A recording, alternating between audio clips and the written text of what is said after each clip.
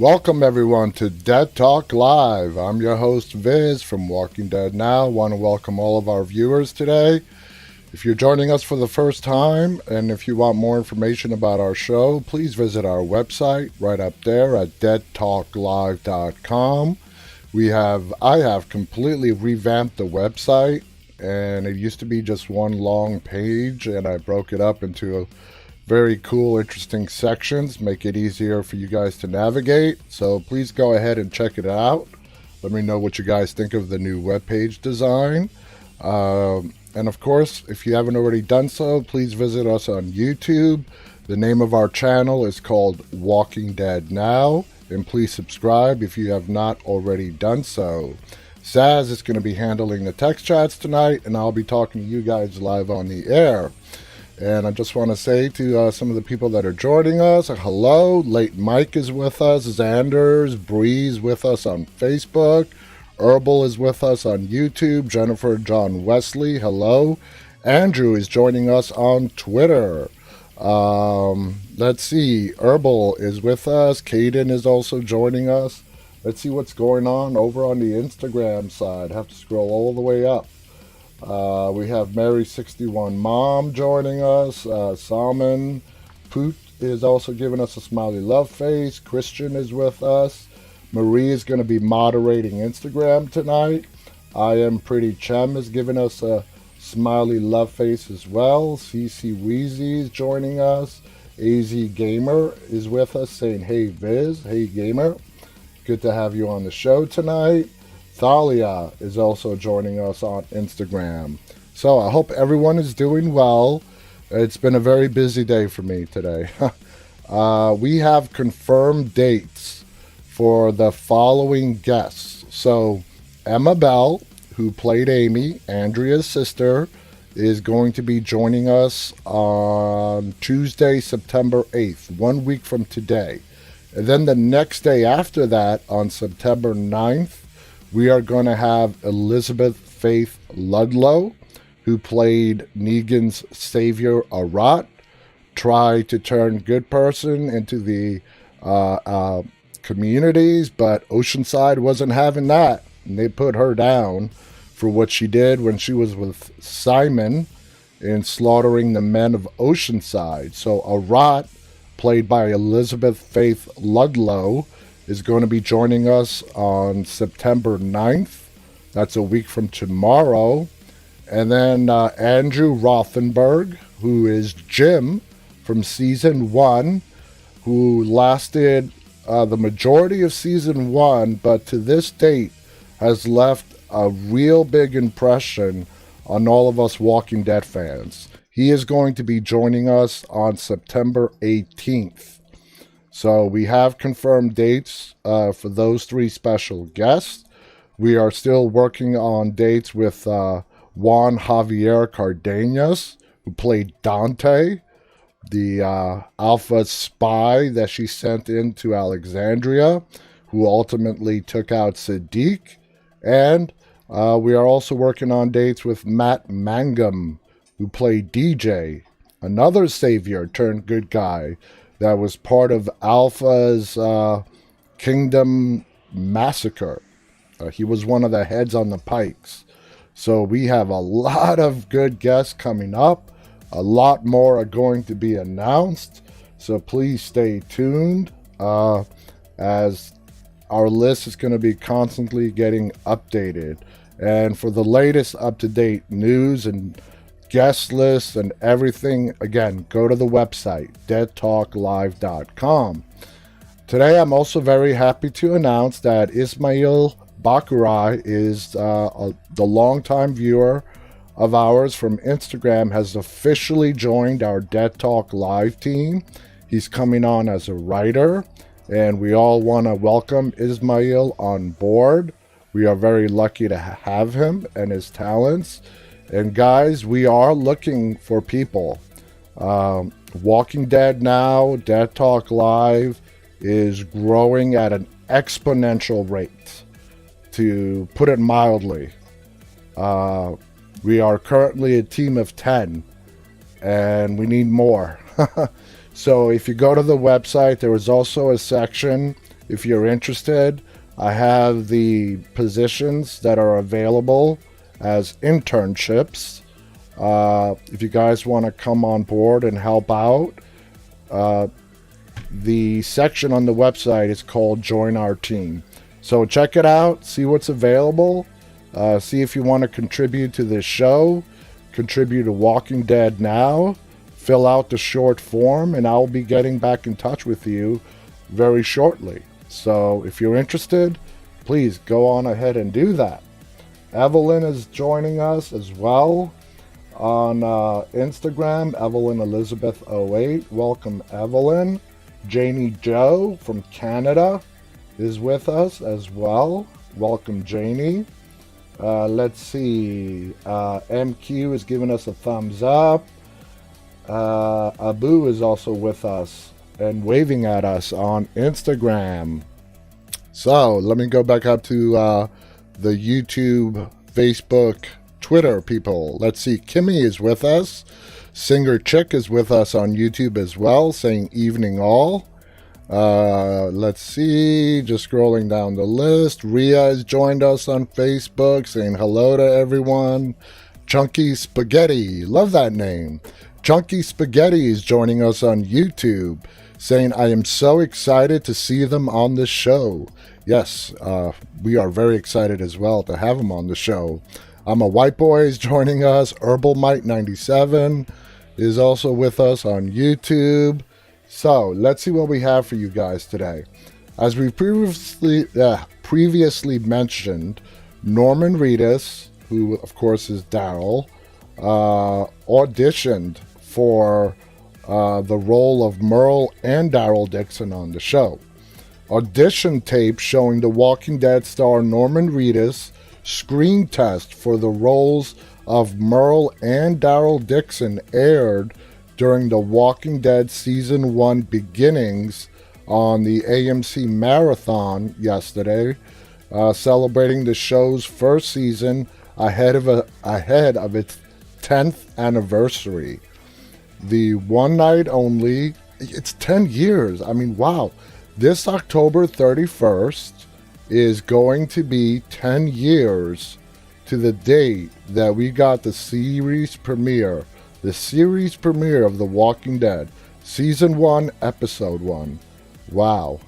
The one night only event that aired Sunday offered a peek at future co-stars Andrew Lincoln and John Barenthal auditioning for the lead role of Sheriff's Deputy Rick Grimes, who clashes with the older Dixon brother in Season 1, Episode Guts. Merle would come to be played by Michael Rooker, opposite Reedus as Daryl. Now, the last remaining original cast member alongside is Melissa McBride's Carol. We had been working at AMC doing a show called Breaking Bad, and they had a new script coming their way. You were just completely sucked into the world of not just zombies, but of these characters, casting director Sherry Thomas recalls in a featurette found below. And luckily, we got the job, adds casting director Gohar Ghazan. It was the first time we were casting a show based on a graphic novel. When it came to casting the comic characters, Thomas says, we really stuck to not necessarily the look, but the soul of who that character was going to be. When we did our very first screen test with the producers, that first time most of the guys played different roles. They loved him, Thomas adds of Reedus. It just wasn't a perfect fit. Reedus auditioned for Merle, captured in the video, landed him a tailor-made role as Merle's crossbow-wielding younger brother. And boy, are we lucky for that choice. They originally gave me scripts where I was like taking drugs and I was saying all this racist stuff, and I was like mini Merle, Reedus said during the 2019 convention appearance. I brought all the writers together and I was like, I don't want to be that guy. I want to be the guy that grew up with this, and I'm ashamed of it. He added, And what it did was when Merle left the show, it allowed me to sort of step up and be the man that I would not have been if that would not have happened. So in a weird way, the zombie apocalypse kind of blossomed Daryl out to be a real guy. And how many times have we discussed that on this show? That Merle dying off was just one of the big leaping jump stones for Daryl Dixon's character on The Walking Dead. He no longer was living in Merle's shadow, where Daryl, whether he wanted to or not, followed Merle in his footsteps.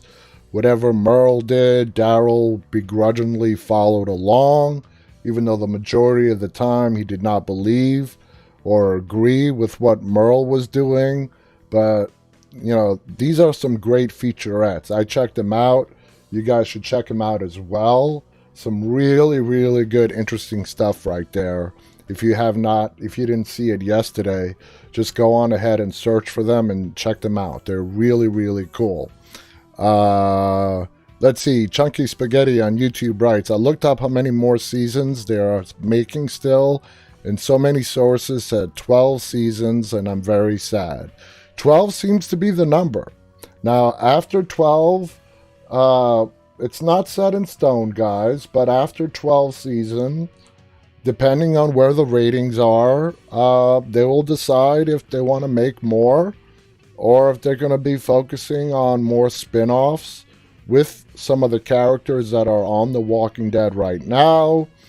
But the end of the original Walking Dead, if it does come after season 12, the universe is going to live on, and it's going to live on for many, many years to come. So we'll see, The end of the original Walking Dead show does not mean the end of the characters that are still left standing. It definitely doesn't mean the end of The Walking Dead, because the movies are coming, there's more spin-offs coming, there's a lot of good stuff coming this way.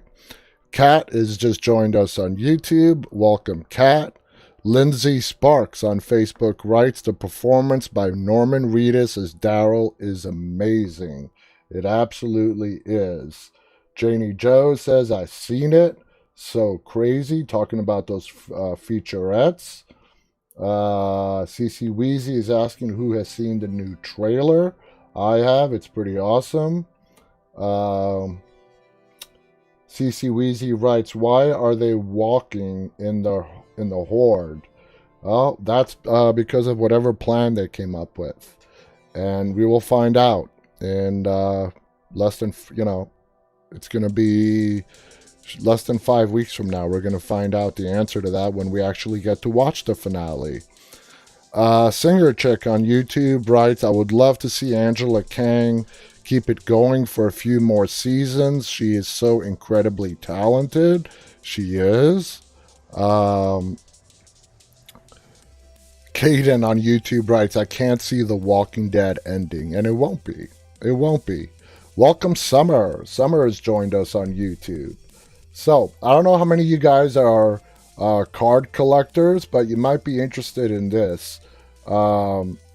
Wizards of the Coast has announced 2 upcoming Magic the Gathering secret lair drops during the Zendikar Rising spoiler launch live stream on Twitch, including a collaboration with AMC's popular TV series The Walking Dead. The new secret lair drop will feature cards with art and flavor text inspired by The Walking Dead, and it will be available later this year. Let's see what else they go on to say. The only card they revealed today was the Bicycle Girls Zombie Token card, and it features flavor text. I love how they call that, flavor text, from Rick Grimes, one of the main characters on the show. The text reads, Rick Grimes, I am sorry this happened to you. So I actually have a picture of that card to show you guys what I'm talking about. So there you go. They are going to be releasing a whole bunch of these cards. I'm sure one day these are going to become some kind of collector's item as well. So if we have any card collectors out there, this is going to be the first one in the set for The Walking Dead. So Caden on YouTube writes, I'm still 50-50 wondering if the zombie gut cameo working. AZ Gamer is with us on YouTube as well. Let's see.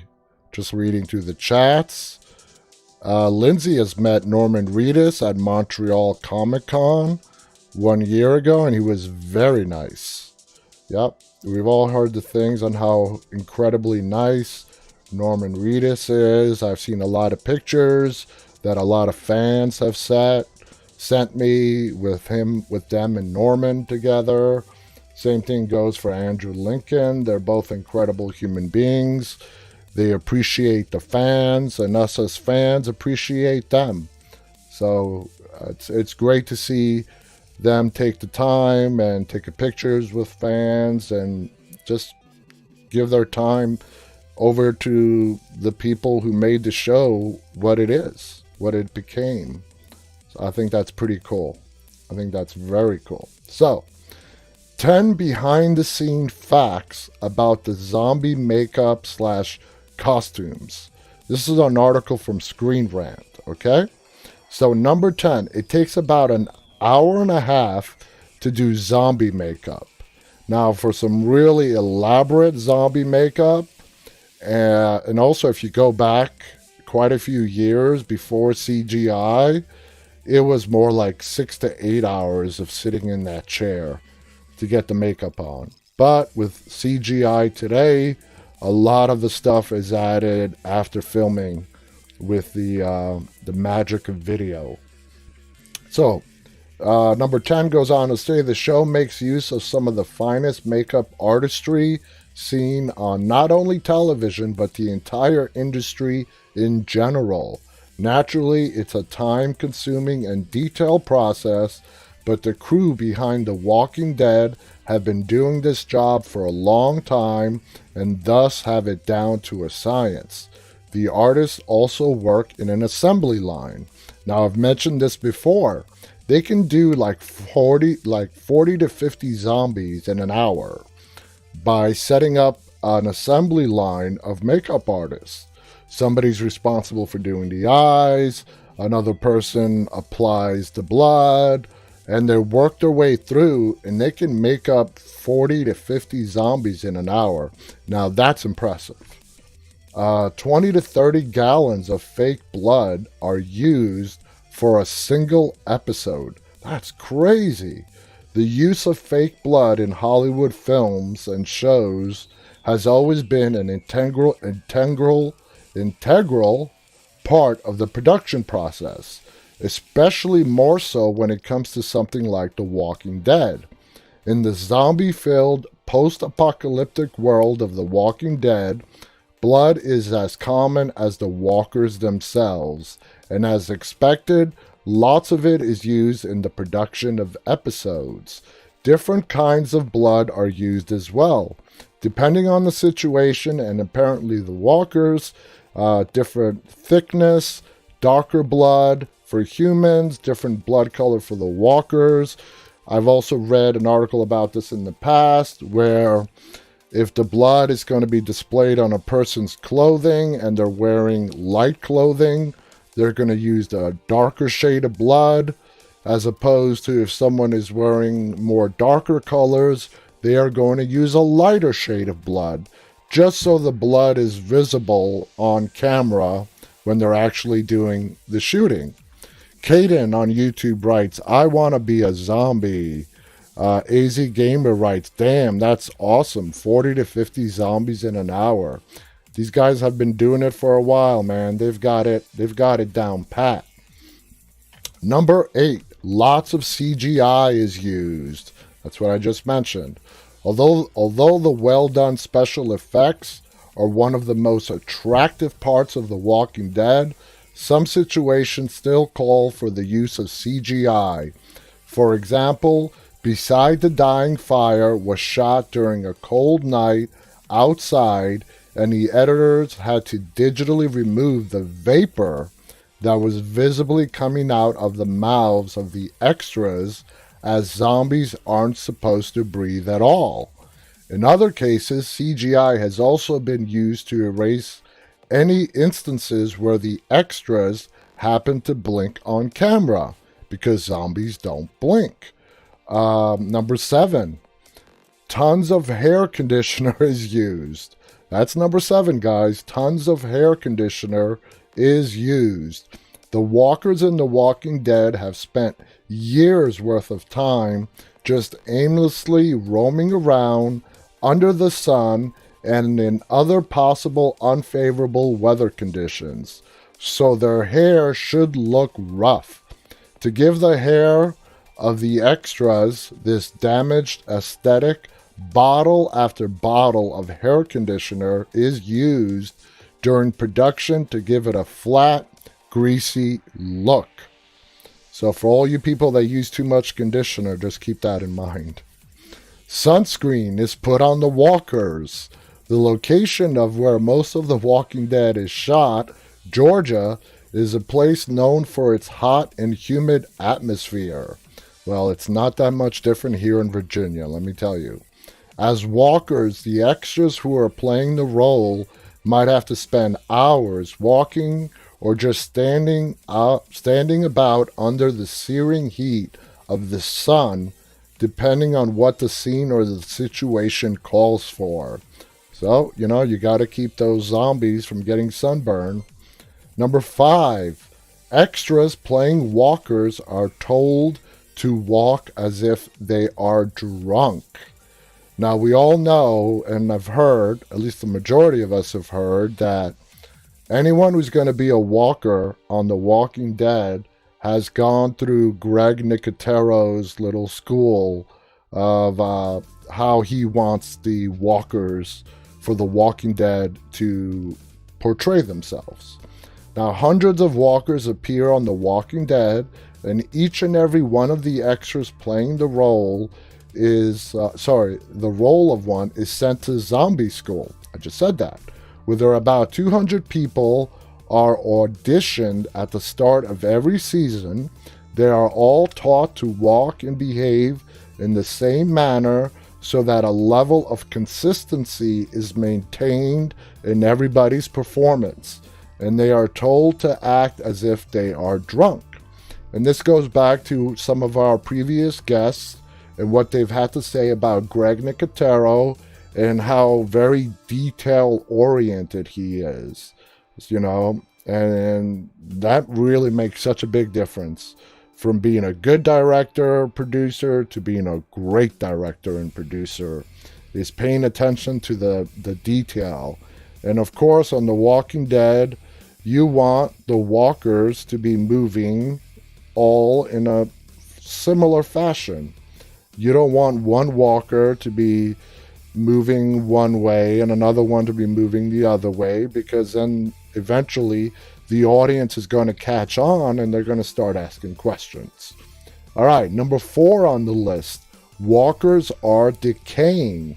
Towards the beginning of the series, although the walkers do look extremely ghastly and horrendous, some traces of humanity could still be seen if a walker was comparatively clean and had all its limbs intact. But as the series advances through the seasons, the makeup department makes the walkers look more and more rotted and decaying. This seems logical because as the events of the series progress, the story is moving further away from the original zombie outbreak, and naturally the walkers should be decaying at some rate. Now, I remember a while ago, my son told me this, that he read somewhere where Robert Kirkman said that the lifespan of a zombie after they have turned is somewhere around 16 years. Now, don't quote me on this. I never actually looked this up. But he said he read it, I believe him. And this supposedly came from Robert Kirkman, that it's supposedly about 16 years. That's the lifespan of a walker after they have been reanimated. Okay. I just want to say hello to some people on Instagram. Stunning Seagull is with us, saying, I can walk drunk. I have lots of practice. That's awesome. Janie Joe has given us a smiley love face and is laughing at Stunning Gull's comment. That was pretty funny. Rayed is also with us on Instagram. Gennaro is also joining us. And Donna is with us on Instagram saying hello. Welcome, Donna. Pedro has joined us on Facebook. Welcome, Pedro. So let's see. Moving on. Number 3. We're almost at the end. All walkers are not treated equally. There are mainly 3 types of walkers present in the show during a sequence. If numerous walkers are present during a scene, such as in the first episode of the 6th season, First Time Again, they are divided into 3 parts.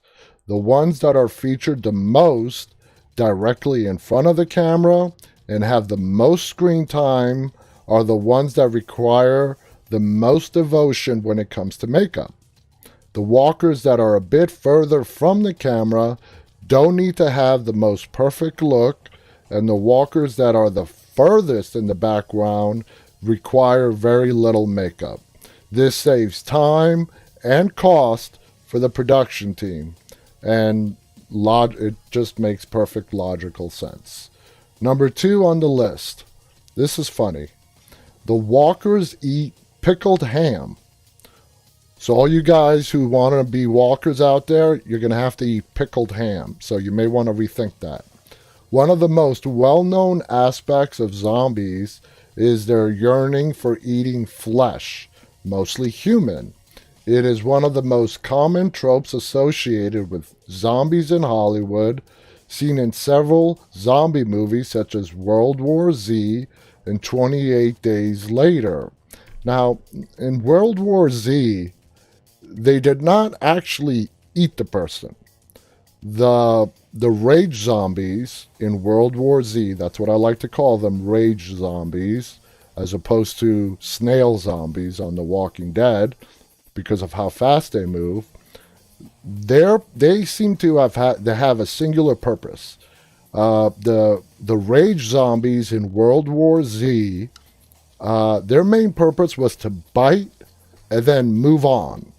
It was actually described pretty well in the movie. They are like the walking form of the virus. They are the virus. And as a virus, what does it want to do? It wants to replicate. It wants to reproduce. And that's one of the things I love about the movie World War Z, and how beautifully that's portrayed, is they bite and move on to the next person. Because they know once they bit you, they have successfully reproduced. So, I don't know if you guys noticed that. If you guys have seen World War Z, if you haven't, you got to see it. I love it. Let's see. Moving on to the rest of that paragraph. The walkers of The Walking Dead follow the same trend, but obviously since they can't eat human flesh in reality, so instead the walkers in this show are given pickled ham to eat. Now, guys, I would definitely consider being a walker on The Walking Dead, but that whole pickled ham thing, I don't know about that. Don't know about that. All right, number 1 thing. Hand-painted contact lenses are used. I actually want to discuss something about this. While it would seem best to just apply CGI to the eyes of the extras, as it has been done so many times before, in other zombie movies such as I Am Legend, they're not zombies. I Am Legend, they're not zombies. But anyway, I Am Legend and Zombieland, The Walking Dead had a reputation to uphold as a practical effects specialist in the industry. Hand-painted contacts are used, and new ones are designed every season as they become cloudy and lifeless. 2 things about that. first thing is, if you guys ever saw I Am Legend, those are not zombies. Those people are actually curable. They're alive. They're not dead. So they're technically not zombies. So just got to point that out. The second thing is, I totally understand the thing about the contact lenses to make the eyes look very realistic, that you're dead, and they've glossed over into whatever, white or whatever color they may use. My question is, as a requirement to be a zombie, I wear contact lenses. I'm blind as a bat. So do they have painted or colored contact lenses that are prescription? Because if they don't, then I will never be a walker on The Walking Dead, because I can't see more than literally 6 inches in front of me without my contacts. So that's a question I actually ask myself. If, say, hey, I'd have no problem putting on the contacts. Here's my prescription. Can you guys make me a special set of contact lenses? So anyway, Samperson92 is with us on Instagram. Welcome. Lindsay Sparks on Facebook writes, I saw World War Z and it was a great movie. It totally was. I loved it. They were supposed to make a sequel, but I don't think that's going to happen anymore. They were supposed to make one. Stenningal Siegel writes, any walkers wear glasses? We have not, I don't remember seeing any, but if you die wearing the glasses and they don't fall off or get bumped off your face or whatever, then yeah, you will definitely be wearing glasses, even though we have not seen any. I don't remember seeing any Walking Dead walkers with glasses still on. So, and after you reanimate, the chances of those glasses staying on for more than just a few minutes are very slim. Anyway, guys, let's move over to today's topic.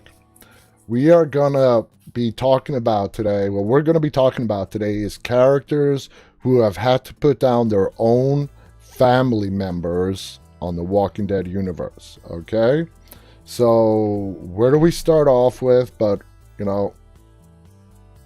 one of the first, Andrea, all the way back in season 1. I believe this is the first time we see a character put down a family member, and it was a very heartbreaking moment. If you all remember, Amy, who is played by Emma Bell, who's going to be our guest here in 1 week from today, was bit the night that Rick, Glenn, Daryl, and T-Dog were absent from the group. They were in Atlanta trying to bring Merle and the bag of guns back.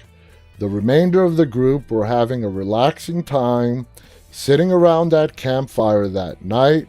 Rick and the group had also returned that night as well. Then Amy leaves the campfire to go to the bathroom in the RV, and this is when she is bit and all hell breaks loose. She gets bit coming out of the RV camper, and that's when we see the full-on horde that is raiding the camp. Now, here's a fun fact in case you didn't know.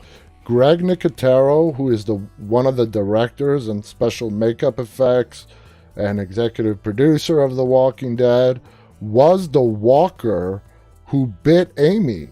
So, I don't know how many of you guys knew that, but Greg Nicotero loves to be a walker or a zombie any chance he can get. And he was the zombie in season 1 that led that raid on the camp and bit Amy. So, little fun fact right there. Greg was apparently very particular on how he wanted this scene shot, so he decided he would be the one to bite Amy to get it exactly how he envisioned it happening. Anyway, back to Amy. Now, she died from blood loss, and it wasn't until sometime on the following day that she started to turn. You guys remember, this is the beginning of the apocalypse where, as Jenner described, it can take 6, 12, even longer hours for a person to turn, as opposed to where we are now in the show, where it could be literally a few minutes after you die, you can turn. Andrea waited until her sister had turned before she put her down with a bullet to the head. This was a little different in the comics because in the comic book series, Andrea shot Amy in the head before her sister could turn because she felt that this is how Amy would have wanted it. If you guys also remember, while she's holding Amy, the sun was up. They knew what was going to happen with Amy turning. Rick started to approach Andrea, and Andrea pulled her gun out at Rick, saying, "Don't come any closer. This is between me and my sister." Comparing the two versions, the comic book version, where Andrea puts Amy down before she turns, or the TV show version, where Andrea waits for Amy to turn, do you guys have a preference on which one you'd like better? For me, I think they're both great. I can't really say one is better than the other. Let's see what's going on. Jennifer Zervos writes, Shane turned right away, though. Good point. Good point. That was season 2. Not a lot of time had passed between season 1 or 2. They were still very much near the beginning. But you are right. You are right about that one. It's a little discrepancy right there. It took Carl a while to turn. Carl didn't turn. This is from Star Guitar Goddess on YouTube. Carl never turned into a zombie. He took himself out, as Jennifer Zervo says on YouTube. Yeah, he took himself out. He would not allow himself to turn, and he would also not put that on his dad or Michonne. So, being Carl and being the brave man that he was, he did it himself. He did it himself. And it's befitting because that's the Carl that we all loved, you know? Bravery was never a problem for Carl Grimes. Kat writes, I would have put Amy down before turning, but I like the effects on the show. I do agree with you, Kat. I liked how Amy did turn, and Andrea had her like in her lap, and she sort of put her hand over her neck to keep her down, and then put the gun to her head and put her out. So, anyway, there were times when Dale became very concerned with Andrea's state of mind because he didn't want her to die. He didn't want her to give up living. Dale's overprotectiveness started to annoy Andrea, and it drove a wedge between them, causing a lot of tension. Because Andrea's a stubborn woman. She was a stubborn character. And that's one of the things that a lot of people did not like about Andrea. She would not listen to reason. She was very set in her ways and would not listen to reason or change her mind. Andrea's friendship with Dale started to heal just before Dale was bitten by a walker and had to be put down by Daryl. Now, Andrea's way of thinking put her at odds with Lori and the Herschel family when she offered to watch over Maggie's younger sister, Beth, in season 2. Now, remember when Beth was a teenager and she was not coping very well after her mother and half-brother were taken from her during the apocalypse?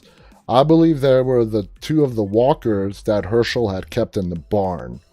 Lori and Maggie were angered by Andrea's influence over Beth, who slashed her wrists, and she was left under Andrea's watch. So you could see that Andrea putting down a member of her own family did have a profound effect on her, which impacted others as well. So, let's see what you guys are saying. Janie writes, she was the first person I think that we see turn to a walker. I believe you're right, Amy. I believe you're right. If anyone can think of another one, please let us know. Cindy on Instagram writes, after she turns to get every moment with her, she wanted to get every moment with her sister. Yep, it was very hard for her to do that. G Park on Instagram is giving us a thumbs up. Let me flip over to YouTube because the chat's froze again. Caden writes, like I said, Dale's death was bad. AZ Gamer writes, yep, correct, Viz. Jennifer Zervos writes, also, she is right. So, let's move on to our next character, and that's Carol. She put down Ed before he could turn. And I'm sure she was not really that heartbroken over that. Even though it was likely, given his injuries, that Ed was already dead when she pickaxed him in the head repeatedly, I'm going to count this one in. Initially, Daryl was going to do the job, and he was surprised and a little uncomfortable when Carol insisted to be the one to make sure Ed wasn't coming back. Do you blame her? This was the guy that beat the crap out of her for years. Now, how did this affect Carol? I think it was the start of her transformation into the badass Carol, even though we don't really see it till the beginnings of season 3. She still had a long way to go, but this was the first violent act that she has ever done on the show. Maybe she felt liberated after putting up with Ed's abuse for so long, and she was just showing Ed that she was free from him. It was more symbolic for Carol than anything else.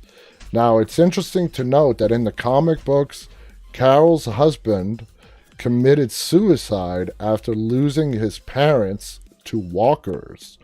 Also in the comic series, Carol and her daughter Sophia were on their way to her sister's place in Atlanta when they meet up with Shane's group. Now, this is very different to how they meet up and how they killed off Carol's husband on the show. Next character we're going to talk about is Daryl.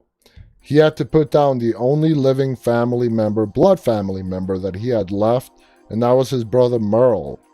Merle was shot, left to die and turned by the governor, and so that Daryl would find him. Like we've said, the governor was pure evil. Daryl having to put down his brother was the most devastating act he has ever had to do up to that point. Now, how did this event affect Daryl? I think while Daryl grieved for his brother, losing him also made his character grow. As we mentioned in the beginning of this episode, coming straight from the mouth of Norman Reedus, and how he described the same thing. Daryl's character really started to develop after this point. Maybe it was because Merle wasn't there anymore to hold him back. Losing Merle the way he did brought Daryl's relationship with members of the group to a brand new level. They were his official family. They were his family before that, but they were all that Daryl had left in this world. We saw this when he became closer to Carol, when he bonded with Beth after the mid-season in season 4, also with Maggie, and then of course Rick. Now here's something to think about. We just talked about Andrea having to put down her own sister. Remember that Rick had to put down someone he saw as a brother, which was Shane. Even though Carl is the one that shot him, Rick had to kill him. That's a whole different story right there. That's way different than killing someone who you know is about to die and reanimate than killing someone while they're very much still alive and not bitten. And then Carl had to put down his own mother. Knowing how the members of the group had to put down their loved ones has given Daryl a stronger sense of belonging when he had to do the same with Merle. And this is not a family member, but if you guys remember, it was Daryl that put down Dale after Dale was bit. Rick tried to do it, but he couldn't. Daryl takes the gun from Rick's hand. He looks at Dale, and Dale wanted Daryl to put an end to it. He couldn't speak, but he was lifting his head towards the gun. And Daryl's last words to him were, "I'm sorry, brother."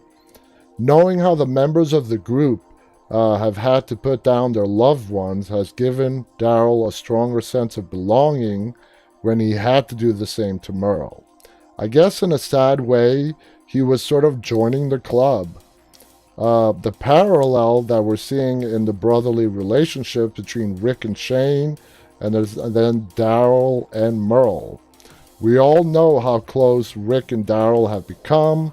If Merle had died at the hands of someone else, or if he had lived, would Daryl and Rick's relationship be the way it was by the time Rick left the TV show in season 9? Even though Daryl had a gripe with Rick by letting Negan live, Daryl did not agree with Rick in trying to bring in the saviors. They still loved each other. And every time Rick and Daryl came to blows, it was always brothers. It was always a brotherly fight. There was never any intention of one actually really trying to hurt the other. And when they got into that fight during All Out War, after they tried to get the M2 guns, it was Daryl that put Rick in a choke. This is interesting. Daryl put Rick in a chokehold. And after the truck blew up with the guns, and Rick said, "Well, I guess I'm walking," and Daryl says, "Yep." Rick turns to Daryl and says, "A chokehold's illegal." And that's actually reminiscent going back to season 1, when Daryl found out that Rick handcuffed Shane to the rooftop, and that he was left there, and Daryl tried to attack Rick, and it was broken up by Shane, and Shane put Daryl in a chokehold. Daryl is the one that says to them, "Chokehold is illegal." So I don't know if you guys picked up on that. The lines were completely reversed 7 years apart. I thought that was fast. I thought that was really funny. Jennifer on YouTube writes from season 1, laughing out loud, Merle to the rooftop. Caden on YouTube writes, "They just don't know, man, The Walking Dead is life." What did I miss here? Caden wrote, "Man, none of my family likes The Walking Dead. They say it's dumb." My family members, my wife watched it with me up until the end of season 6.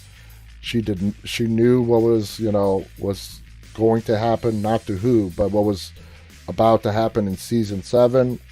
Did not have the stomach for it, so we stopped watching it together. My daughter watches it still on her own. Me and my son, my middle son, watch it every Sunday night together, and my youngest is too scared to watch it still. So it's not like anyone in my family thinks it's dumb. It's just besides my oldest son, they all don't watch it for their own separate reasons. Singer on YouTube writes, "I couldn't remember if Shane's death came before or after the bar scene." It was after. Shane's death happened right before the episode, right before the finale. It happened in episode 12 of season 2. That's when Rick stabbed Shane. Starry Guitar writes, "I don't understand why so many quit after season 6. A lot did. They knew what was coming. They didn't know who exactly was going to get killed. A lot of them were upset at how Season 6 was left off with that huge cliffhanger, but, whatever the reason. Let's see. I want to get to the rest of our characters here before we run out of time. So the next character on our list is Morgan. Man, talk about having to kill family members and making bad decisions. Morgan's number one on that list. Now, we never actually see Morgan put down any of his family members, but he does tell Rick what he had to do in Season 3, Episode 12, titled Clear. It's revealed that Morgan's son, Dwayne, was bit by his wife, and Morgan put her down. If you all remember back in Season 1, Morgan tried to shoot his wife, Jenny, but he just couldn't pull the trigger. And that ended up costing Dwayne's life. So, bad decision, couldn't put a family member down. That family member ended up getting his son killed. So, bad sequence of events there. Now, we don't know if Morgan put down Dwayne. It is written in that episode Clear where Morgan is insane. If you look at while Morgan and Rick are talking in that episode and you pay attention to the writing on the wall, it does say that basically Dwayne turned, and it's implied that Morgan had to put him down.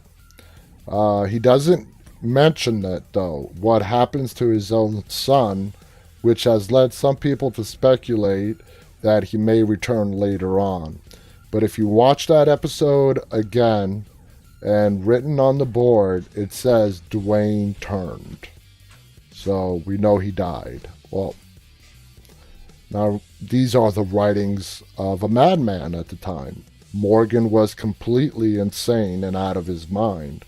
So how much stock do you put in that? Well, that's up to you.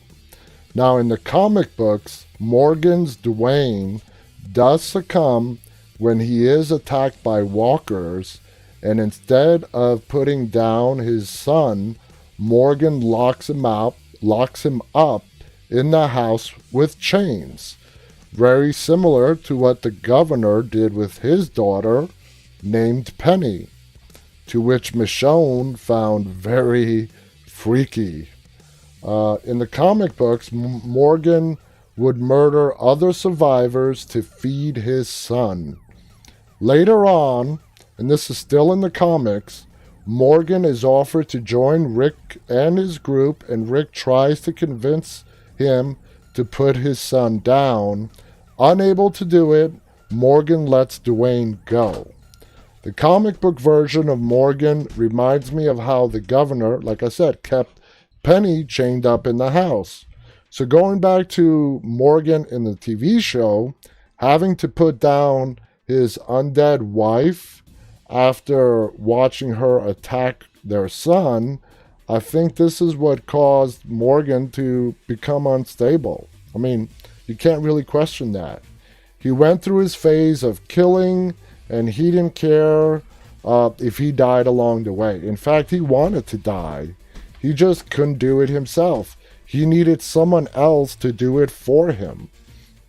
Now, let's see how much time we have.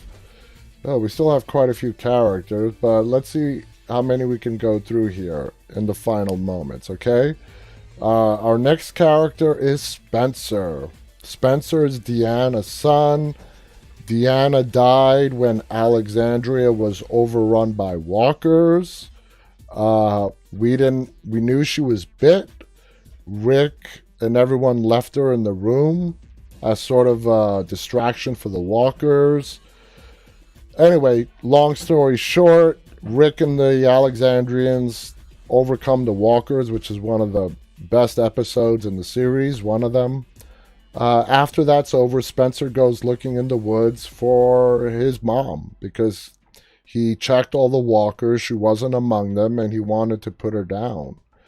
Next on the list is we're going to talk about is Carl. Now, Carl actually spares his father from having to put down two members of their own family. Carl is the one who puts down his mother, Lori, before she turned, and maybe even before she had actually died, when Maggie had to perform a C-section to deliver Judith.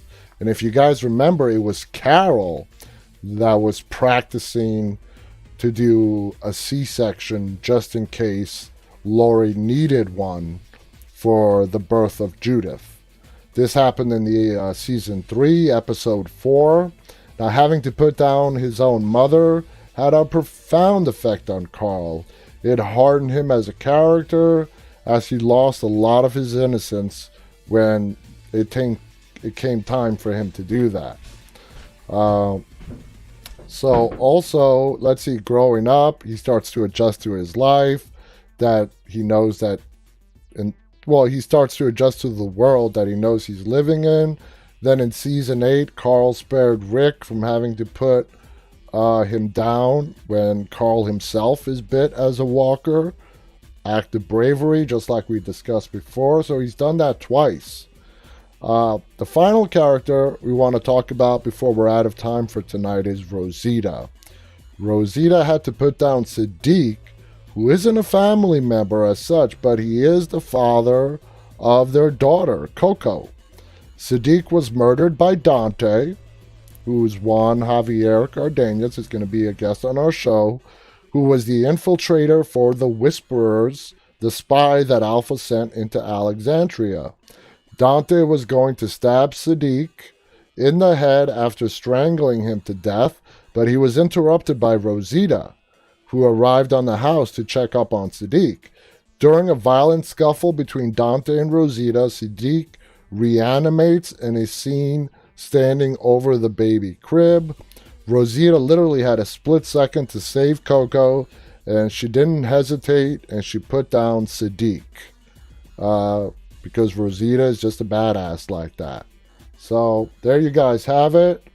Just some of the members of the cast and characters of The Walking Dead, who over the course of 10 seasons plus have had to put down family members either after they have turned or before they turned. Let me quickly see over the chat, see what you guys are saying. Caden on YouTube writes, Rosita is Fear the Walking Dead's Alicia. That's a great comparison. Kat writes, I liked how things don't always pan out as planned, like the C-section. You guys can plan. I mean, everyone can plan and prepare as much as possible, but at the end of the day, we have no idea when an event unfolds how exactly it's going to play out. And that example of Judith's birth, talk about everything going sideways, as it did.